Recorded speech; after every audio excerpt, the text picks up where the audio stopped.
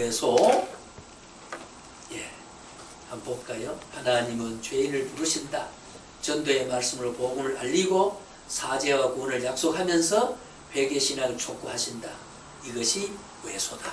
촉구합니다. 전도자를 통해서. 그러나 잔치집에 초청을 받았지만 너가 응하지 않았지 않느냐. 아까 마태복음 이야기했습니다만은, 그 다음 내소는 하나님의 영원하신 작정이다. 예, 영원전에 미리, 예, 미리.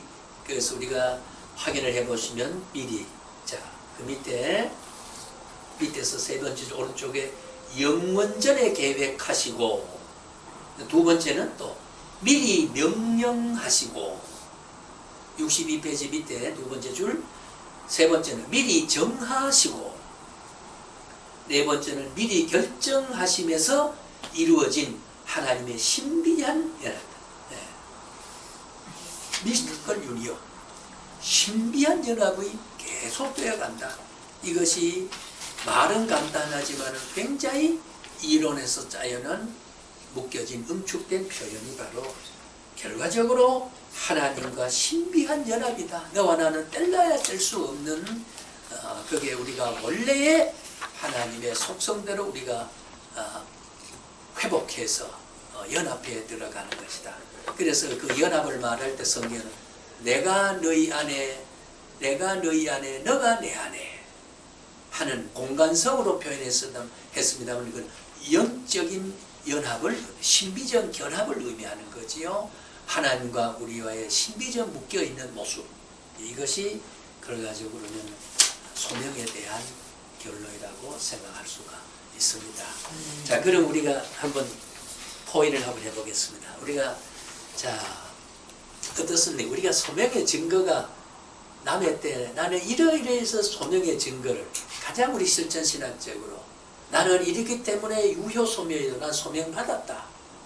내가 오늘 여기 있는 것은 여기서부터 하나님의 역사가 관계되는 게 아니라 이 오늘 내가 지금이라고 하는 요 here now 여기 지금이라고 하는 요 지금 여기 이 시간은 언제부터냐 말이죠.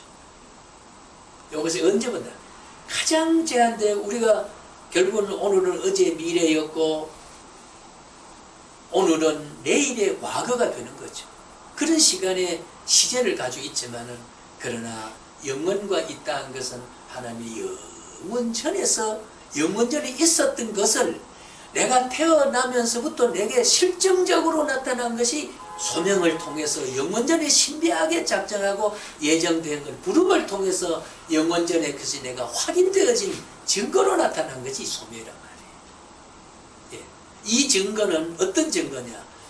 이미 이 증거는 지금이라는 현재에 있지만은 영원전에 있었던 것이 지금 증거고 지금 여기에 있는 증거는 영원히 살 것에 대한 증거로 지금 나타나니 이게 바로 오늘 지금 내소의 현자이다. 영적 공간의 이동이다. 그 이동은 끝까지 점진성화를 통해서 영원 복락에 가서 누리는 것까지 영적 공간 이동이 되는 것이 저 하나님의 시간이 없을 때 나를 작정하신 것부터 지금에서 영원까지 이어지는 것이 이게 영원서이다. 이렇게 우리가 효력을 가지게 되는 거죠. 그리고 우리가 감격은 바로 그거. 그분의 약간의 비평하는 언어도 없지 않 있긴 합니다만 이 잠실의 그 박영선 목사님 같은 분은 잘 된다 못 된다 거기에 대한 위로를 주는 게 아니에요. 당신은 말해보라. 예수 믿기 전과 예수 믿은 이후의 차이를 말해보라. 거기가 여기 한 50% 이상은 예수 믿기 전보다 더 오그라진 사람 많단 말이야. 왜 예수 믿느냐 그 말. 오그라졌음에도 불구하고 좀 쭉 펴야 되는데 그게 우리의 현실이 아니냐. 그런 문제를 통해 사상을 파헤쳐가지고 성경이 가지고 있는 하나님의 깊은 사상을 그 줄기를 잡게 함으로써 비록 가난하더라도 가난 때문에 내가 원래 행복하는 본래의 내 양심 속에서 느끼는 행복은 가난도 그 행복은 앗아가지 못한다는 거죠. 부가 나를 더 가난의 고통보다가 부가 더 나의 양심을 괴롭게 한 일이 많기 때문이다는 거죠. 뭐 그런 이야기를 그분이 자주 하는 걸 제가 듣습니다. 그것이 꼭 진리라기보다 상당히 우리 신학을 터득한 사람의 경지에 이를 때 그 말이 나올 수 있게 되고, 그 범주에서 성도의 사상에 맞춰가는 게 아니라 청중은 이해하지만, 설교자가 청중은 말을 들을 자는 이해하지만, 그러나 내용은 내 입에서 성령이 말하게 도구를 통해 나를 통하는 말에 따라오게 해야 되지, 맞춰가는 게 아니다. 예. 맞추는 게 아니고 적용을 시키는 거지. 이 적용과 맞춤은 다르거든. 적용이란 말은 이 말을 너의 삶에 응용해서 지키라, 그 말이거든. 말의 뉘앙스가 좀 있습니다. 어떨까요? 우리 증거가, 저는 우선 야 김석하나 너 오늘 옳은 말 한다, 이거 인정받으면 나는 보면 성공적인 삶을 오늘도 사는 게 아니겠습니까? 그리고 여러분들은 아멘 아멘 하니까 또 구분 없는 거죠. 그럼 나도 그렇다 그 말이야. 나도 그렇다, 그 진실하다. 이 반응만 하더라도 이런 까마귀 어디 따먹는 같은 소리 하는 것에 다른 사람 보면 엉뚱한 소리지만 우리는 그 말이 옳다라고 하는 나를 긍정하게 만드는, 진리에 승복하게 하는 것, 성령의 역사 속에 내가 잡혀있는 사람으로 긍정하게 하는 것, 이게 바로 우리가 내 유효 소명의 증거들인 거죠. 이 자체만 하더라도 그 증거가 많이 있지 않습니까? 그리고 성경을 해석하고 설교를 하고 말씀을 준비할 때 이런 우리가 성경에 있는 사상을 관통하고 있을 때에 모든 말씀에서 이런 원리에 준해가지고 이야기했을 때에 그 골격에서 이탈되지 않고 항상 복음을 말하게 되게 되고, 복음을 말하게 되고, 그 표상적인 표피적인 이야기 하는 게 아니라 이 말씀 속에 간직돼. 예를 들면 아까 강권하라 그러니까 막 네 가지를 잡고도 끌고 가라는 이런 의미로, 표피적인 의미로 하고, 그렇게 강권할 만큼 하나님의 사랑의 절실성을, 너희 구원에 대한 하나님의 사랑의 절박성을, 광막한 그 위대한 사랑을 말하는 의미로 새겨내지 아니하면 성경의 문자를 곡해해버리면 내게 복음이 되지 않아요. 달콤하지만은 반추가 없거든. 성령에 감동된 말씀은 감동난 말씀 그대로 심어주면 어렵지만은, 이해하는 게 아니, 인식하는 게 아니거든요. 믿음으로 받으면 성령이 역사해서 우리가 리바이벌을 자꾸 하게 되는 거죠. 질문이 없습니다. 질문하기로는 포기할 게 없습니다. 소명에 대한. 그래서 우리가 성도를 우리가 신발하고 권면을 하고 말할 때 영원전에 하나님 부름받은 증거가 이렇지 않느냐. 우리는 어떤 글이 이렇다 이렇게 할 때 부자 된다보다도 더 영혼의 평화가, 영혼의 평화, 우리가 정서의 평화보다도 영혼의 평화, 인격의 심층에 간직하고는 인격의 본체가, 정체가 우리가 즐거워져야만이 그게 진정한 행복이라고 이렇게 설명을 할 수 있는 거죠. 교수님, 예. 그 어느 이제 성도 입장, 이게 이제 믿음에서 이제 뭐라 그러냐면 모태신앙이에요. 모태신앙인이 그 어머니의 기도나 이런 걸 어렸을 때 신앙생활을 잘 해왔어요. 그리고 이제 나이가 60이 돼서 이제 아주 재산도 가지고 이렇게 부유하게 살아가는 이제 인생으로 바뀌어졌어요. 자기가 생각 못했던 아주 부를 누리는 이제 그런 인생으로 바뀌었는데, 그러다 보니까 이 사람이 영적인 면들이 자기 삶의 이 부유보다 못 따라오는 거예요.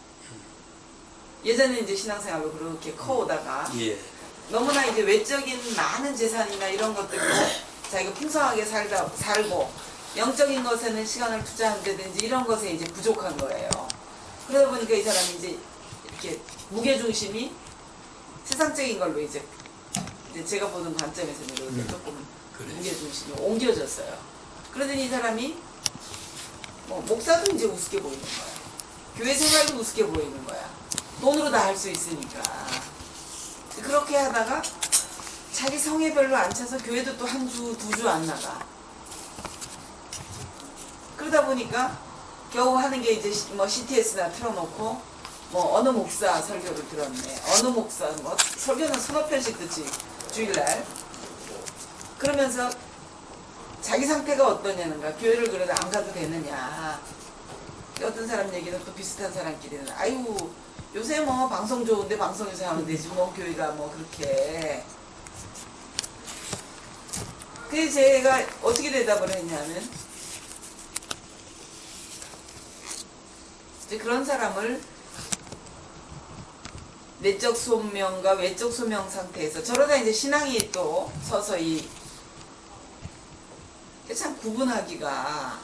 물론 뭐 이제 택한 자라면 현실적으로 우리가 좀 이야기했지만 현실적으로 이제 신앙의 기복이 있는 거죠. 어떤 사람은 정적인 신앙, 어쨌든 좀 뜨거움으로 나타나는 감정이 이제 민감해서 모든 신앙에 대한 그 반응 지수가 감성적인 요소로 반응을 하게 되고, 그 다음에는 지성적인 반응하는 사람은 고개를 끄덕 그러면서 메모를, 어제도 보니 옆에 앉은 사람이 저하고 나이 비슷한 사람인데 메모지를 가지고 계속 적더라고요. 그런 사람은 감정은 조금 가라앉았지만 지성은 좀 날카로워 있지요. 그러면서 이제 반응하는 게 다른데, 그렇더라도 사람이 아니 교회를 이제 한 주 두 주 안 나가다가 예. 교회 자체도 이제 가기가 싫어지는 거죠. 그래서 이제 그것이 궁극적으로 왜 소냐 내 소냐 하는 부분에 대한 것은 우리가 이제 견인에 대해서 성급하게 판단할 수는 없지만은 신앙의 그 미원적인 신앙의 모습을 때로는 그 사람이 구원을 받을 사람이 안 받을 사람이 극단적인 표현을 할 수 있지만 우리가 좀 더 두고 볼 필요는 있을 거고, 사람이 이 땅 위에 그 재리의 눈이 어둡거나 세상 욕구가 영적 욕구보다 더 왕성해지게 되면, 그래서 제가 늘 자주 쓰는 말이 속력이 영역을 지배하는 시대다. 속력이 세상에 속한 물질의 힘, 인격의 힘, 지위의 힘, 권리의 힘, 어떤 그 사회적인 어떤 신분의 힘이 영적인 힘보다가 더 우리 교회 안에 우리 헌금 많이 한 사람이 장로 더 일찍 되지 않습니까? 권사 일찍 되고요, 대접받고요. 속력이죠. 물질이 기도 많이 한 사람보다는 헌금 많이 한 사람이 대접 더 받는 시대가, 역시 교회도 속력이 지금 판을 치는 시대가 되었다. 그래서 이제 말씀하는 그런 내용들도 원면에서 그를 위해 기도하고 또 인간적인 동기 제공을 자꾸 해주고, 그래서 이제 실망하지 않도록 신발을 해야 되고, 우리가 숯불 하나가 떨어지면 이글거림이 떨어지는 것처럼, 그래서 말세가 들어 모의를 힘쓰라, 말세가 들어 더욱 그리하라. 그래야 선을 격려해야 되고, 선을 격려해야 되고, 또 교회에서 모본을 보여서 목사님의 거룩한 말과 거룩한 모습을 바라보므로 자기가 한 주간에 소각하게 거짓말하고 돈 벌었던 게 부끄럽게 느껴지는 거울을 자꾸 삼아서, 그래서 성화 수준이 자꾸 올라갈 수 있도록 그런 것이 필요하리라고 보고, 이게 저희가 참 이 사역하는 입장에서 본다면 일반 성도도 마찬가지로 자기가 어떻게 이제 독특한 인생으로 약간만 이렇게 바뀌어지면 어떤 그 그룹이라는 데를 참 들어가기가 어렵잖아요. 자기 삶이 이제 완전히 이 일반 사람하고 이질감이 딱 나게 되니까 일반 사람하고의 뭐 성도의 교제라든가 뭐 교회 생활 속의 교제라든가 이게 이제 떨어지면서 교회도 이제 재미가 없는 거예요. 그래 한 번 안 나가, 두 번 안 나가 재미가 없어. 근데 우리 사역자도 마찬가지로 우리가 사역을 하다가 사역으로부터 이탈되기 시작하면 이건 또 혼자예요. 이게 동질 그룹이 없어지는 거야. 그러니 이 교회의 열심도 없어지고 뭐 어떤 그룹에서의 어떤 뭐 조직에서 힘을 또 아무래도 이탈하게 되는 이런 거. 그러니까 이제 우리가 그 영적인 탐구심이 좀 있어야 되고 흔히 도전받는다 그랬는데 저는 저렇게 쓰는 말이 아니고 오늘 말씀에 도전받았다 하는 말은 그 말씀이 어디 할 일이 없어 내 죄인을 도전해가지고 나에게 무슨 도전이라면 하수가 상수를 향해서 내가 타이틀을 끌면 도전을 해서 경기를 하지 하나님이 왜 내가 또 도전해 나를 지배하면 지배했지. 그래서 우리가 흔히 쓰는 동기부여를 주시는 거지 그 네. 말씀이. 이제 하나님의 강한 감화가 있었다 뭐 이런 뜻이겠지요.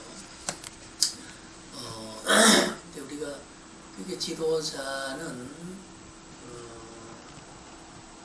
그 뭐라 그럴까요? 우리 옛날에 안중근 이사도 그런 말을 했습니까? 하루에 내가 책을 읽지 않으면 내 입에 가시가 돋는다 말을 하듯이.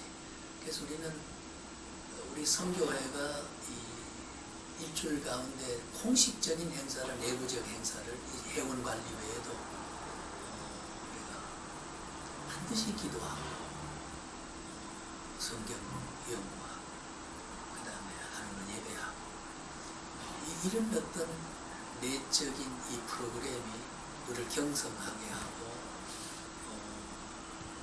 어쨌든 잊어버려 아무리 못 만나도 3번은 지금 하나님 우리 만나고 있지 않단 말이에요.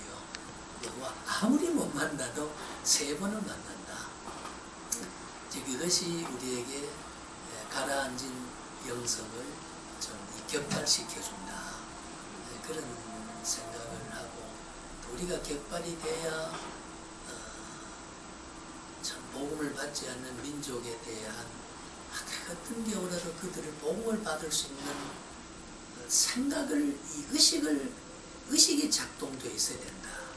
그래야 거기에 긴장이 있어야 되지. 그걸 해버리면 안 되고 이래버리면은 역시 그런 것과 복음을 받을 사람과 전해야 할 책임자와 받아야 할 사람 사이에 어떤 차단이 되어버리면 보이지 않는 그림자가 차단되어버리면 복음의 기회가 내가 소멸시켜야 되는 거니까 이런 의미에서 우리 선교 본부에서는 제 생각은 그래요. 그런데 교수님 저기요.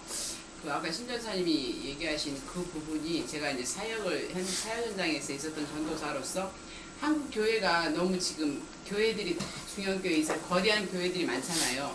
사이즈가 큰 교회일수록 신방 교구를 담당하는 전도사들, 여전도사들이 없으니까 그러니까 성도 개인 한 사람 한 사람의 그 지금 현재 상태, 영적인 상태나 그런 것들을 모르니까 케어할 수가 없는 거예요.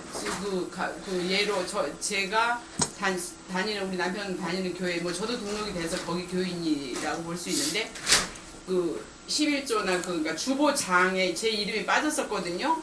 그러면 빠졌다는 거 부목사가 확인했으면 그 다음 주에 오면 써놔야 되는 거잖아요. 근데 갔는데 안 써 있더라고요.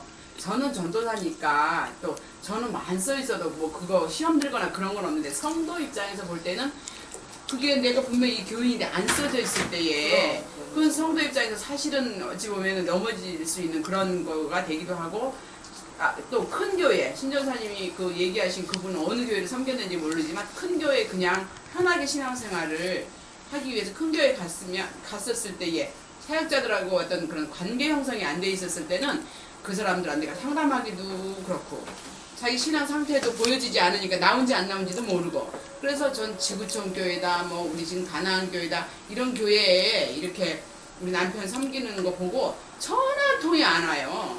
이거는 한국 교회 이게 지금 보통 문제가 아니에요. 그리고 여교자들은 그런 이제 포만감에서 보이는데 포만감에서 나태해서 이렇게 긴장하는 교회가 지금 또 문제예요. 우리가 물론 이제 신방 원리에서 봤을 때 우리 흔히 우리는 찾아가지 않아도 끌려올 만한 어떤 그 차밍 포인트, 어떤 매력점이 우리에게 그 끌려 유인할 만한 매력이 교회가 지녀야 우선 그게 본질적으로 좋지요. 좋은데 그러나 진리는 항상 세속으로 주제해서 외면을 당하기 때문에 너가 믿을 사람인지 네가 구원받을 사람 지옥 가서 모르니까 우린 복음을 나가서 전해 찾아 그 신바이라고 하는 카파트라는 말 우리가 히브리어로 카파트라는 말을 신바이라고 하는데 찾아가서 그를 권면하고 복음의 줄을 연결해서 이어지도록 하는 게 이게 이제 우리가 신방의 원리인데 오늘날은 신방을 받으려고도 잘 하지 않고 신방을 그러다 보니까 교회 문화가 행정 문화가 말이에요. 그 시스템이라든가 이것이 전화도 한 통 없어. 자꾸 전화 그게 문제. 폐쇄돼 버려요. 그리고 방치돼 버려요. 이단의 사설은 메인인지 안 메인지 그것도 모르고 그러니까 그냥 이 대형화된 문제가 교회는 많은 거지. 방치돼 버리고 소형 교회는 그런 기력이고만 위축되고. 위축돼 없고 그래서 한국 교회가 지난번에 제가 이야기했잖아요. 세상에 100명 가운데 교회를 나는 좀 신뢰한다는 수가 23명밖에 안 돼요. 100명이 뭔지에서 교회를 신뢰하는 것을 믿느냐 그러니까 80명 정도는 교회 안 믿는다. 교수님 이제 교회에서 띄어가지고 온 이거 연말정산 안 받는데요. 왜냐면 너무 위저가 많아가지고 거짓말이 너무 많아가지고 네. 회사에서 안 받겠다. 삼성에서 안 받는데요. 그거 그래서 오히려 이런 뭐 재단법인이라든지 이런 도네이션 한 거에 대한 정부에서 띄워주는 그건 받겠다. 그 교회가 얼마나 아직 그러니까 하나도 최악의 지금 최악의 그래 물질에 탐닉하면요 세상 그래 됩니다. 교회에 신령한 권위를 잃어버리면 사회로부터 우선 존경을 못 받거든요.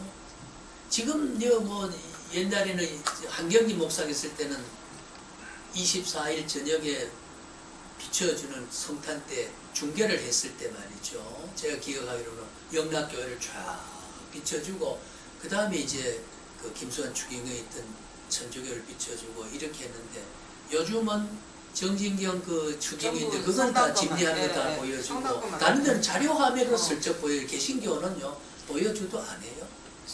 이 정도로 우리는 지금도 보면은요 소망교회도 저리 문제 내놨지. 괜찮다. 그랬으니. 그 대통령이 그 저기 있다는 교회가 교회가 그 모양 하니까 더 시선이 쏠려가지고 있고 그리고 그러다 보니 어쨌든 교회는 세상에서 핍박을 받는 게 속성적으로 핍박을 받는 거는 사실이돼. 그러나 바울레 말하는 것처럼 핍박을 받더라도 복음은 자꾸 그 확장돼 간다고. 물리적인 핍박을 받으니까 내가 그게 문제지. 감옥에 갇혔지만 감옥에 갇힘으로써 복음의 지평이 넓어진다. 그건 전도하다가 갇힌 거고. 네. 그러니까 의롭게 살면은 핍박을 받아도 하나님은 자꾸 의로운 세계가 이 영역이 넓혀지는데 우리는 지금 그렇지 않는 상황으로 있기 때문에 그래서 일찍이 저 교회를 왜 한국교회 목회자들이 일차적인 문제가 많아. 교회 사이즈 분위기. 교역자의 문제 저는 어제도 어느 목사님하고 이야기를 하는데 그랬습니다. 전화상으로 교역자의 자신들을 포함해서 교역자의 문제는 신학교의 문제고 신학교의 문제는 신학 경영자에 대한 어제도 저 중곡동에 있는 그 신학교 이야기를 하다가 80세 정교 목사님하고 같은 동네 거물급인데 포천에도 뭐 3만 평 기도원을 가진 사람인데 그 이야기를 하다가 그런 말까지 나왔는데